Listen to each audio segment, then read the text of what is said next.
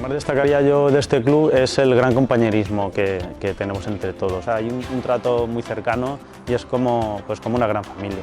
Cuando juego la liga mixta, que juego siempre con chicos los fines de semana y ver que puedo competir con ellos, que les puedo ganar y todo eso, la primera victoria en ese campo, pues la verdad que fue lo más bonito para mí dentro del club.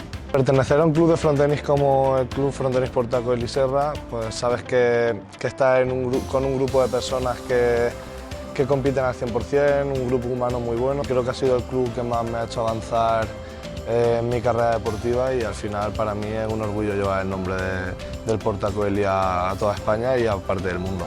La afición pues, es un pilar fundamental también y sin su apoyo pues, no se viviría de la misma forma. Una motivación especial y jugar en casa siempre es un aliciente especial. Es un club muy potente que todo el mundo va a animar, tenemos todas las categorías en liga y creo que desde los inicios pues, se ha fomentado mucho la base, la escuela. Ojalá pues, que en el día de mañana el frontenis sea más reconocido, haya más torneos y pues, que siempre pueda ir representando al club e intentar traer todos los títulos para casa. Mi expectativa de futuro es o ganar un torneo en México o volver a revalidar el título de campeón del mundo.